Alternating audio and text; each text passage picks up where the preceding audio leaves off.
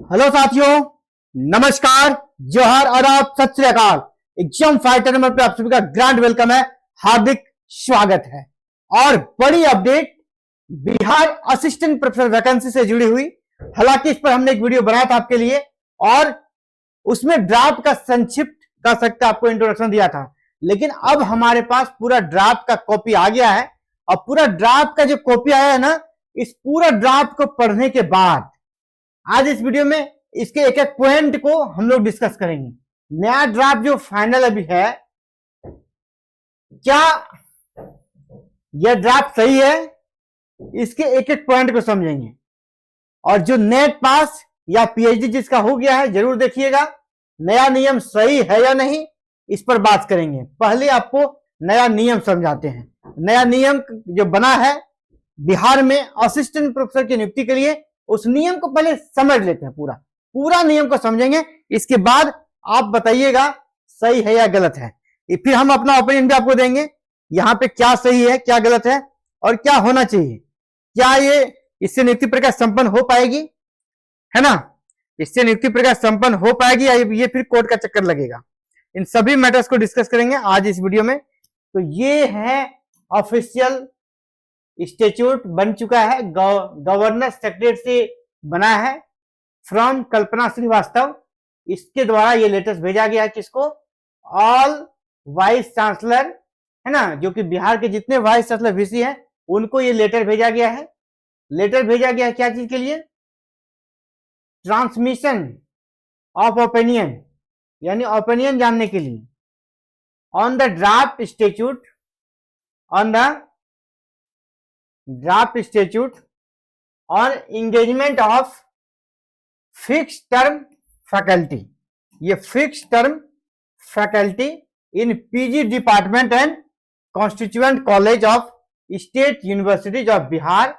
ठीक है, state university of जितने बिहार में जितने यूनिवर्सिटीज हैं, वहां पे अब जो गेस्ट फैकल्टी थी ना, उसका नाम क्या दे दिया है यहाँ पे, फिक्स टर्म फैकल्टी, FTF नाम बदल गया। फिक्स टर्म फैकल्टी नाम पहला बदल गया, गेस्ट फैकल्टी का नाम क्या होगा, फिक्स टर्म, यानी इसका एक टर्म को फिक्स किया जा रहा है। इसी इसके जुड़ा हुआ नियमावली ये है और इस पे आवश्यक सुझाव मांगे गए हैं। ठीक है, तो क्या है नियमावली, इसको देखेंगे। यहाँ पे ओपिनियन देना है, सभी वाइस चांसलर को अपना अपना ओपिनियन देना है।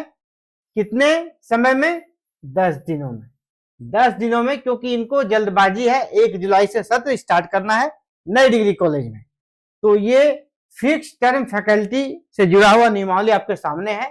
इसी नियमावली के बारे में डिस्कस करने वाले हैं और क्या है ये इसमें। और देखिए, पहला जो कमेटी जो बनी थी, ये 3 लोग थे कमेटी में। अब मैं आपको एडवांस में बता दूं कि जो कमेटी में जो लोग हैं, ये तीनों क्या सोच के इसने नियम बनाया पता नहीं। ठीक है, मेरे विचार से ये जो नियम बना है ना, ये कोर्ट में जाके इसको कोर्ट का चक्कर लगना तय है। ठीक है, कोर्ट में जाकर यह गिर जाएगा, स्टे नहीं कर पाएगा। अब ये जो नियम बनता है, इसके पहले लोग सोचते हैं कि नहीं पता नहीं, पुराने नियमों का अध्ययन करते हैं कि पता नहीं।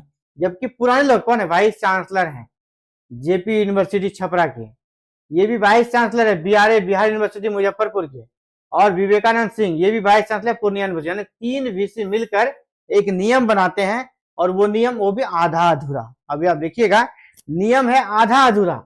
अब जानबूझकर ये नियम आधा अधूरा बनाया गया है कि इसके पीछे कुछ साजिश है कि नियुक्ति प्रक्रिया पूरी ही ना हो। कहीं ये तो साजिश नहीं है, ऐसे ही नियमावली का खेल खेलेंगे और ऐसे ही 5 साल पार कर देंगे। नियमावली का खेल है ना, परमानेंट का नियमावली बन रहा है। अब यहाँ पर गेस्ट फैकल्टी को फिक्स टर्म फैकल्टी कहा गया और उसके लिए एक नियम दे दिया, और नियम ऐसा दे दिया ना, इसके खिलाफ अभी से ही स्टूडेंट जुड़ने लगे हैं। और जी हाँ, नियमावली में बहुत सारी खामियां हैं, बहुत सारी खामियां हैं। अभी देखिए, सबसे पहले न्यूनतम योग्यता क्या दिया गया है। न्यूनतम योग्यता में कहीं कोई विवाद नहीं है, ये सही है। इसमें न्यूनतम योग्यता कहा गया है नेट, यूजीसी नेट या फिर CSIR नेट। अगर ये है तो फिर PhD, अगर ये आपका है तो ठीक है, नहीं तो फिर PhD अवार्ड है अगर आपका रेगुलेशन 2009 के तहत, तो फिर वो भी चलेगा। यहां तक तो चलिए चलता है। अब देखिए एक विवाद होना तय है यहाँ पर। देखिए एज को लेकर, एज देखिए न्यूनतम उम्र कर दिया है 23 और मैक्सिमम एज कर दिया है 40। यहाँ पे पूरी तरह विवाद का जगह छोड़ दिया है। न्यूनतम एज 23, मैक्सिमम जो है ना वो 40 कर दिया। हालांकि परमानेंट कम से कम 45 था, उसको और 40 कर दिया है। इसको लेकर बच्चे कोर्ट जाएंगे ही जाएंगे, निश्चित रूप से जाएंगे, ठीक है। और जो ऑलरेडी वहां गेस्ट फैकल्टी के रूप में कार्य कर रहे होंगे बिहार में 10 साल से, उनका एज तो 50 के आसपास चला गया होगा। वो लोग फिर यहाँ कैसे अप्लाई करेंगे, तो वो लोग कोर्ट जाएंगे, है ना। बहुत सारे ऐसे लोग हैं जो कहीं जॉब करने के पीएचडी कर चुके हैं, तो वो भी चाहेंगे हम अप्लाई करें अब गेस्ट फैकल्टी में, तो वो अप्लाई नहीं कर पाएंगे। तो मैक्सिमम एज, मेरा जो विचार, असिस्टेंट प्रोफेसर की वैकेंसी में मैक्सिमम एज यूजीसी नहीं मानती है। 62 ईयर के लोग अप्लाई कर सकते हैं अकॉर्डिंग यूजीसी।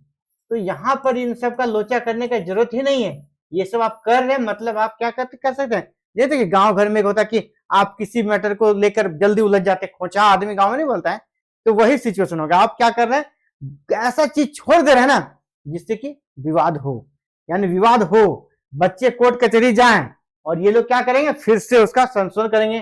फिर एक कमेटी बनेगी, कमेटी को टीएडीए मिलेगा, वो जाएंगे आएंगे बड़ी गाड़ी से, फिर नियमावली बनाएंगे और बीच में ऐसे ही 5 साल निकल जाएगा बड़े ही मौज मस्ती से। किसी को नियुक्ति देने का जरूरत नहीं पड़ेगा क्योंकि नियमावली ही नहीं बन पाया, है ना। कमेटी का खेल हुआ, वही होना है यहाँ पे। अभी देखिए एकेडमिक, यहाँ पे समझिए कि हम को भी लगा कि एपीआई बेस्ड ये कर रहे हैं, चलिए जो भी करेंगे अच्छे से करेंगे एपीआई बेस्ड में। एपीआई बेस्ड में भी इन्होंने घपला कर दिया। अब एकेडमिक जो स्कोर है वो 88 का बनेगा और 12 नंबर का इंटरव्यू और टीचिंग डेमोन्स्ट्रेशन 12 नंबर का है, ठीक है। ये ट्रांसपेरेंसी दिख रही है।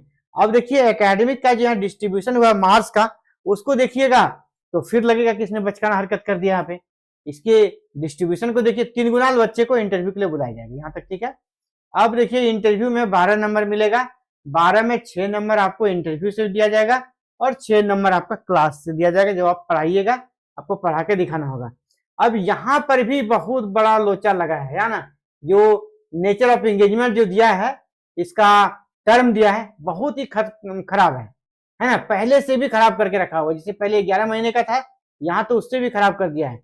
यहाँ पे क्या कहा जा रहा है, पहले देखिए यहाँ पे पहला एंगेजमेंट जो आपका होगा fix term, initial engagement shall ordinary be from the date of joining until 24 December of the relevant year, ठीक है।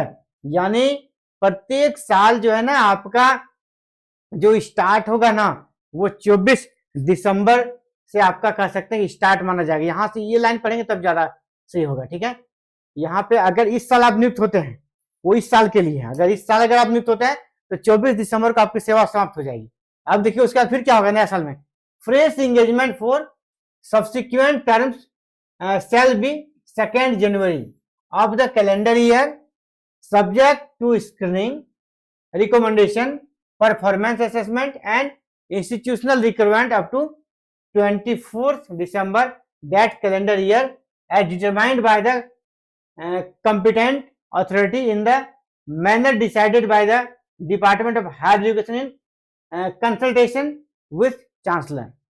अब समझिए कितना खतरनाक स्थिति है। कहा जा रहा है कि अगर आप इस साल नियुक्त होते हैं अभी, तो 24 दिसंबर तक के लिए आप नियुक्त होइएगा। फिर अगला साल क्या होगा, एक फ्रेश इंगेजमेंट होगा, फ्रेश फिर से आपकी नियुक्ति होगी। और कब, 2 जनवरी से काउंट होगा और 24 दिसंबर तक।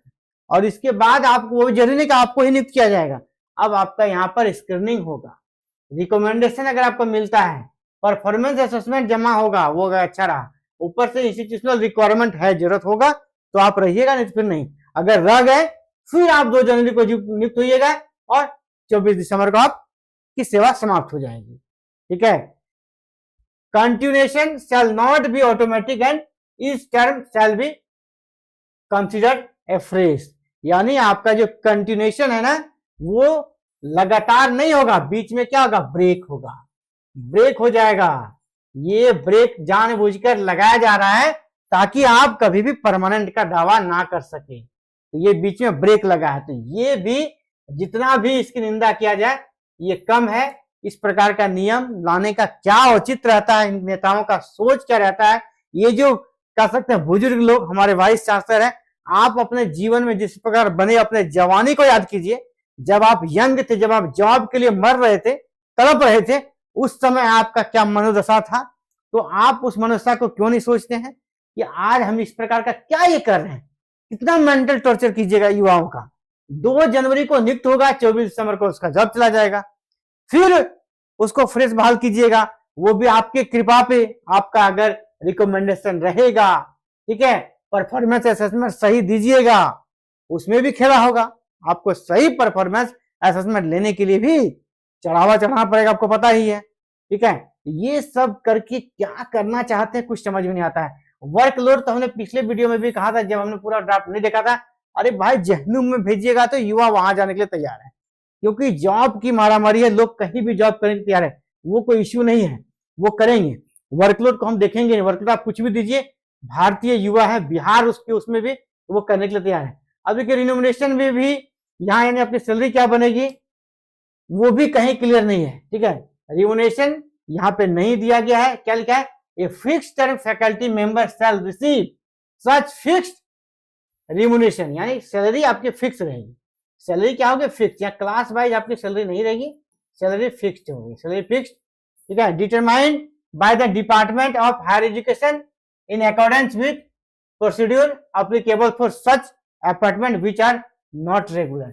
जो जरूरी होगा वो सैलरी दी जाएगी। अभी यहाँ पर कुछ भी नहीं है। लीव में कहा गया 12 डे का आपको कैजुअल लीव मिलेगा और 8 डेज का आपको मेडिकल लीव दिया जाएगा। चलिए ये चीजें रही है। अब हम लोग को सबसे ज्यादा जरूरी है इसके कैलकुलेटर को समझने का, किस प्रकार ये एपीआई कैलकुलेट करेंगे, अब वो हम लोग देख लेते हैं, ठीक है। एपीआई कैलकुलेट कैसे करेंगे अब उसको समझते हैं।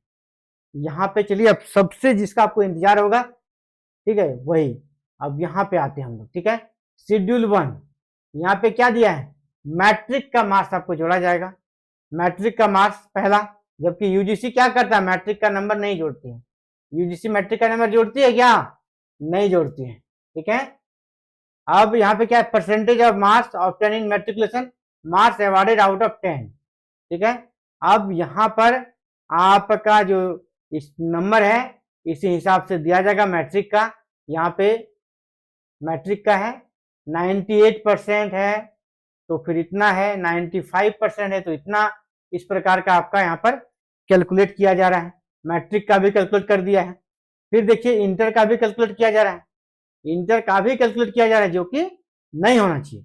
इंटर का भी कैलकुलेट किया जा रहा है, 100% है तो 12 नंबर है, 98% है 11.8 नंबर है। मैट्रिक इंटर यूजीसी ने हटा दिया है, ग्रेजुएशन और पोस्ट ग्रेजुएशन का नंबर ऐड किया जाता है। और यहाँ पर इसको जोड़ने का मतलब है ये मामला फिर से कोर्ट में जाना तय है, ठीक है, हाईकोर्ट में जाएगा। आप यूजीसी के खिलाफ कैसे जा रहे हैं, यहाँ पर भी एपीआई बनाने में भी क्या इसको जल्दबाजी है, या मुझे तो लग रहा है कि जानबूझ कर ये लोग करते हैं। इतना माइनर है ना, इतना माइनर मिस्टेक कोई कैसे कर सकता है ना, कोई इतना माइनर मिस्टेक, ये जानबूझ कर किया गया नादानी है, जिसको कहते हैं ना जानबूझ कर किया हुआ नादानी। अभी देखिए यहाँ पे अब ग्रेजुएशन का मार्क्स, ग्रेजुएशन का मार्क्स का भी क्राइटेरिया समझिए, ग्रेजुएशन लेवल का है आपका 75% एबव है तो 15 नंबर है, 70 से 74.99 है तो 13 नंबर है। इसी प्रकार आप जाइए, आपका 49 एंड बिलो है तो 5 नंबर है। तो ये ग्रेजुएशन तक चलिए ठीक है, चल रहा है। अब इसके बाद पोस्ट ग्रेजुएशन होगा, तो जी हाँ पोस्ट ग्रेजुएशन का मार्क्स दिया गया यहाँ पे है ना, पोस्ट ग्रेजुएशन का मार्क्स दे दिया है। इसके बाद क्या है, इसके बाद आप देखिए यहाँ पे marks to be awarded for PhD और एमफिल एंड नेट जेआरएफ। अब नेट जेआरएफ अगर आप हैं, पीएचडी हैं, तो उसका नंबर किस प्रकार रहेगा। जो सिंपल नेट है उसको 10 नंबर दिया जाएगा, PhD as per UGC regulation 2009 और 2016 के अकॉर्डिंग आपकी पीएचडी है तो उसको भी 10 नंबर, यानी नेट और पीएचडी को बराबर कर दिया। इसको मैं पॉजिटिव मानता हूं, ये सही है कि दोनों को आपने बराबर कर दिया, ठीक है, ये सभी को आपने खुश करने का प्रयास किया, ये ठीक है। एमफिल जो कि यूजीसी ने खत्म कर दिया उसको यहाँ पर लागू रखा है, 5 नंबर दे रहा है। एमफिल प्लस नेट है तो आपको यहाँ पर 15 नंबर मिल जा रहा है। जेआरएफ है तो जेआरएफ वाले को 18 नंबर दिया जा रहा है। PhD as per UGC regulation 2009/16 plus NET है तो आपको 20 नंबर मिल रहा है। यानी नेट प्लस पीएचडी है तो आपको कितना नंबर मिल रहा है? 20। अगर आप एमफिल हैं और जेआरएफ हैं तो आपको कितना नंबर मिल रहा है? 23। अगर आप पीएचडी हैं, ठीक है, प्लस जेआरएफ हैं, आपको मिल रहा है नंबर 28। तो ये नंबर डिस्ट्रीब्यूशन क्या आ गया है? तो 88 का 88। अब यहां पर देखिए क्या दिया गया है, यहां पर अब आपका जो इंटरव्यू का मार्क्स है वो भी 2 डिवाइडेड, ये पॉजिटिव है। जो अच्छा बात है उसको अच्छा बोलना चाहिए, जो अच्छा निर्णय है उसको अच्छा कहेंगे। ये बहुत ही अच्छा निर्णय है। और सिर्फ 12 नंबर है इंटरव्यू के लिए, सिर्फ 12 नंबर है, उसमें भी 6 नंबर करके हम बांट दिए हैं, है ना। 6 नंबर आपका अपना पर्सनैलिटी पे है, यानी इंटरव्यू पे है, और 6 नंबर आपका क्लास, ठीक है। क्लास आपको होगा, class demonstration, teaching aptitude and subject presentation, यहाँ जो दीजिएगा आप प्रेजेंटेशन क्लास लीजिएगा, उसमें 6 नंबर है, और 6 नंबर आपका इंटरव्यू पे है। ये बहुत ही शानदार है। लेकिन जहां जहां मामला फंसेगा उस पर भी हमने बात करी। सबसे पहले जो मामला फंसेगा वो है एज को लेकर, एज को लेकर मामला फंसेगा। दूसरा लफड़ा कहां फंसने वाला है? दूसरा फंसने वाला एज के बाद इसने क्या किया है, आपका एज के बाद इसने जो चीजें करी है वो है मैट्रिक और इंटर को इसने ऐड कर दिया है, वहां पे मामला फंस जाएगा। मैट्रिक और इंटर, ये सब चीजें ऐसी है ना, कोर्ट में इस पे मामला जाएगा ही जाएगा। ये एज बहुत ही कर सकते खतरनाक तरीके से इसने काम किया है।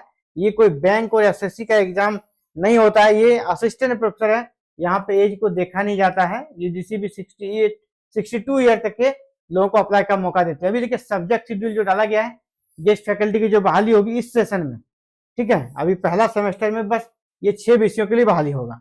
अगला सेमेस्टर में फिर नया सब्जेक्ट ऐड होगा तो और भी यहाँ पर बढ़ेगा। लेकिन ये ड्राफ्ट जो है ना, ड्राफ्ट तो देखिए लागू करने के पीछे हम कारण भी बता रहे हैं।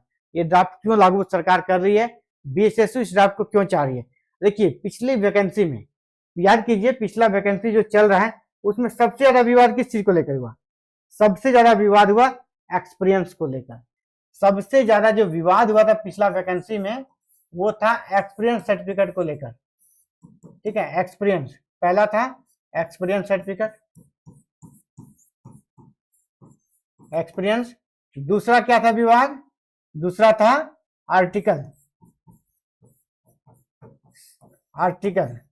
अब तीसरा मान ले पीएच कैंडिडेट का जो सर्टिफिकेट है, वो वाला पीएच कैंडिडेट का जो सर्टिफिकेट था उसको लेकर विवाद था। ये तीनों चीजों पर विवाद था, यहीं पे फर्जीवाड़ा हो रहा था। और इसी में अधिकतर जो सेटिंग करके लोग घुसे हैं, जो जिनका सेटिंग अच्छा है, जो किसी तरह सांठगांठ से चले गए हैं, तो वो इन्हीं चीजों के माध्यम से गए हैं।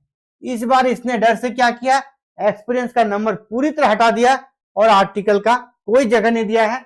हालांकि पीएच कैंडिडेट के बारे में कोई जिक्र नहीं है।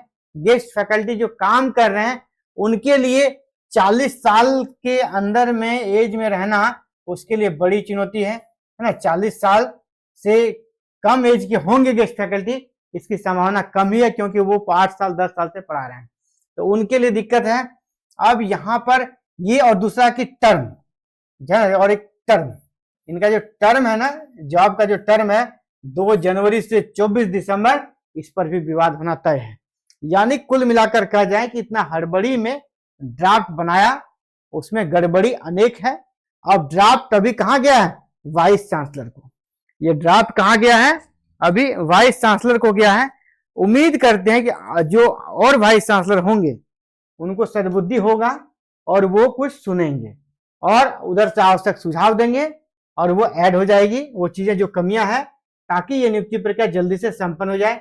All the universities of Bihar, ये जो गया है लेटर्स, इसको 10 दिनों के अंदर उससे रिप्लाई आना है, तो 10 दिनों का वेट कीजिए, रिप्लाई क्या आता है।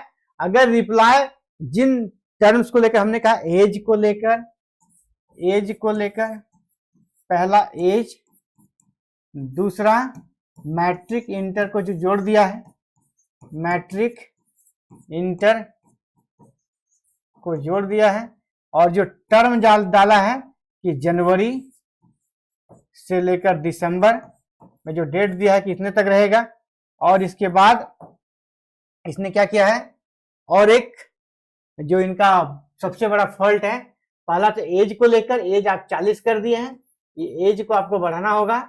मैट्रिक इंटर का जो स्कोर है इसको हटाना होगा, मैट्रिक इंटर का स्कोर यहाँ ऐड नहीं किया जाता है, नहीं तो फिर कोर्ट में मामला फंसेगा, है ना, ये आपको हटाना होगा। और ये जो टर्म डाले हैं ना, वो टर्म नहीं, आप 2 साल 3 साल 4 साल, जैसे राजस्थान में होता है 5 साल के लिए, उसी तरह टाइम फिक्स कर दीजिए, अगर करना है टाइम फिक्स कीजिए। और जनवरी से दिसंबर का एक टर्म है वो हटाना है। और इसके बाद इनका और एक दिक्कत है, सैलरी भी इसने ये कहीं भी बताया नहीं है, सैलरी भी क्लियर नहीं किया है, ठीक है, सैलरी भी क्लियर इसने नहीं किया है, वो होना चाहिए। ये सारी चीजें हैं जिस पर कि विवाद होना तय है। हाँ, कुछ लोग इस पर भी जाएंगे। अब जो पढ़ा रहे हैं गेस्ट फैकल्टी, देखिए कोई भी पढ़ा रहा है, अपना बहुमूल्य समय दे रहा है, उसके लिए आपको कुछ ना कुछ तो करना होगा, नहीं तो क्या होगा ना, वो चले जाएंगे कोर्ट में और मामला फंसा देंगे। तो जब भी कुछ हो तो इनके लिए भी आपको सोचना पड़ेगा, ये वाला मैटर भी फैक्ट करेगा, ये लोग कोर्ट चले जाएंगे तो फिर मामला यहाँ पे रुक जाए, क्योंकि आप कॉन्ट्रैक्ट बहाली कर रहे हैं, परमानेंट बहाली आप नहीं कर रहे हैं, तो उसको बदले आप दूसरी को नियुक्त कर रहे हैं परमानेंट में, आप तो यहाँ कॉन्ट्रैक्ट की बहाली कर रहे हैं, कॉन्ट्रैक्ट वो भी है तो उनके लिए जगह आप नहीं बना रहे हैं, तो ये सब मामला क्या है, कोर्ट में चला जाएगा। और कोर्ट में कचहरी के चक्कर में जाने से क्या होगा, ये वैकेंसी फिर से रुक जाएगा, पोस्टपोन हो जाएगा। और कह सकते हैं एक प्रकार से जो आप परमानेंट बनने का सपना देखे थे, परमानेंट तो छोड़िए, आप कॉन्ट्रैक्ट में भी नहीं जा पाइएगा।